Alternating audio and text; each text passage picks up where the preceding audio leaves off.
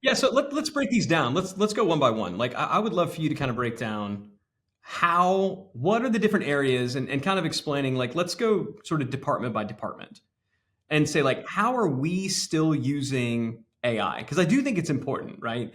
We're and I know that's where you were going. I just want to make sure that I can draw some baskets around it for people who don't know what these tools are at all, and they don't know what they mean. But I think it's safe to say that from a hype cycle perspective, if you're familiar with the Gartner hype cycle, you can Google it if you're not. But I mean, basically, you get the innovation trigger, and then you get the peak of inflated expectations.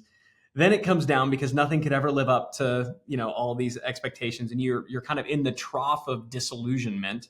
Then you get the slope of enlightenment, and then you kind of get the plateau of productivity. It's sort of how it goes. So it's like up, down, back up a little bit, not as much to the kind of crackhead enthusiasm that launched it. Hey everybody, another episode of Business Lunch that we want to welcome you to today with your hosts Ryan Deiss and me, Roland Frasier. Ryan, how you doing today? I am doing fine as long as I don't look at my investment portfolio. Yeah? You don't do much in stocks really at all, right? Like you pretty Not a much stay out fan. of the public markets. Yeah. So I don't have tons of exposure, and you and I share a similar investing. I think mindset in that we like to invest in our own businesses. We like to invest in private companies where we can make an impact. We like to be really heavy in cash so that we can take advantage of opportunities when they arise. But that being said, I still do have a not insignificant exposure to the public markets. And man, um, it did what it always did, which it kind of bounced back. But like there were a day or so there where the public markets were just getting obliterated. And I'll tell you, so don't, as long as you don't sell, you don't realize the losses. And so I'm in no hurry. So I'm like, I don't really care. And I was There's going a to say, separate lesson there. they shot up quit a bit also right before that. Yeah, exactly. They're like now down to the all-time lows as of like last June or something. It's like it dropped to where it was like 60 days ago, which was still Yeah. insanely high. So yes, I Yeah. mean, so much of this is just crazy kind of clickbait. So I don't necessarily want to talk about the public markets because one, we don't really care. Two, it's not our area of expertise. And three, depending on when somebody listens to this, it's going to be irrelevant. What I thought it informed and what I wanted to talk to you about, though, is a lot of the stocks that were getting hit the hardest were the quote unquote AI stocks, Yeah. right? And so, like, Nvidia had fallen off a lot.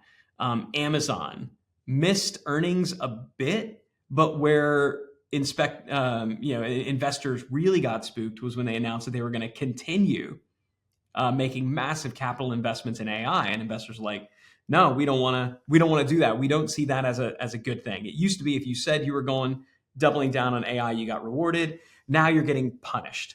At the same time, it seems like kind of a lot of the air has come out of the AI hype balloon, and so I thought it would just be fun to have a conversation about, where do we feel like AI is right now? Is it living up to the hype? Is it living up to the expectations? I mean, it depends on whose hype and whose expectations. I think that it continues to be amazing.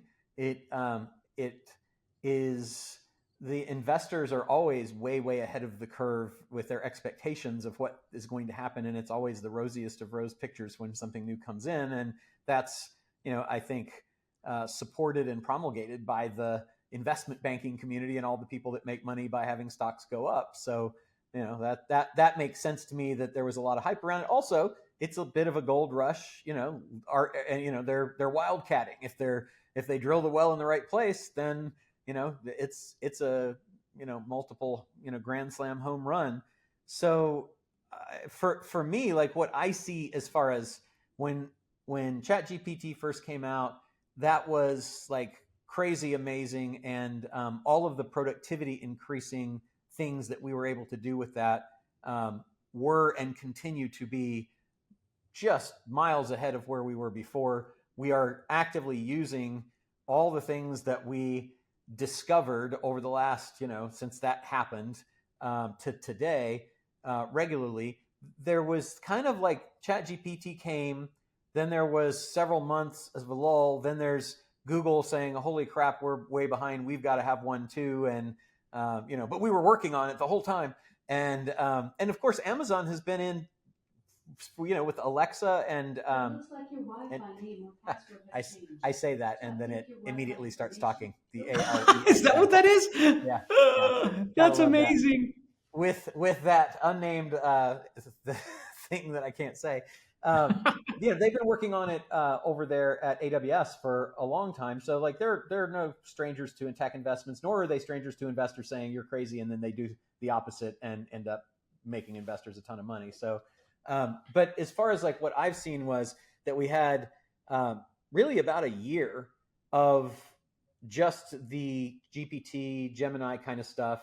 They and Claude and Grok now I think got $600 and some $1 million are all and Anthropic are all kind of versions of the same thing. So then you see these after about a year you saw 11 Labs and Hagen and a couple of others really taking shape. And so I would say like last November I think is when we had our Get Scalable Live, and you and I sat in the green room for the first time ever.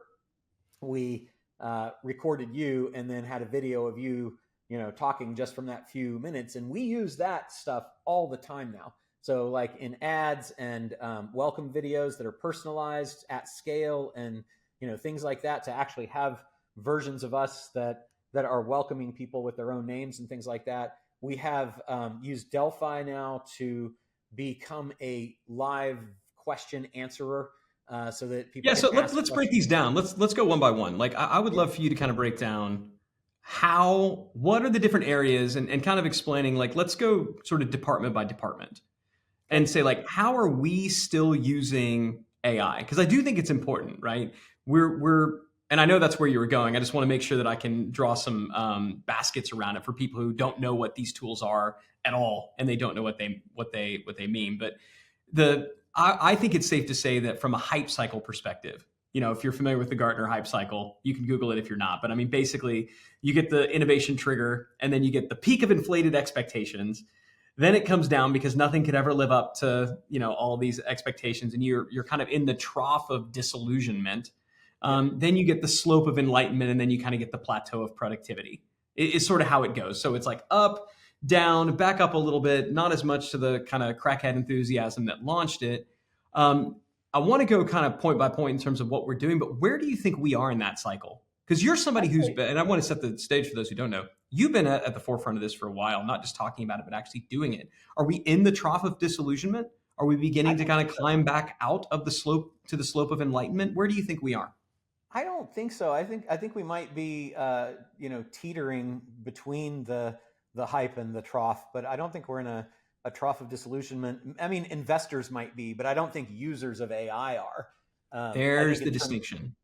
yeah, yeah.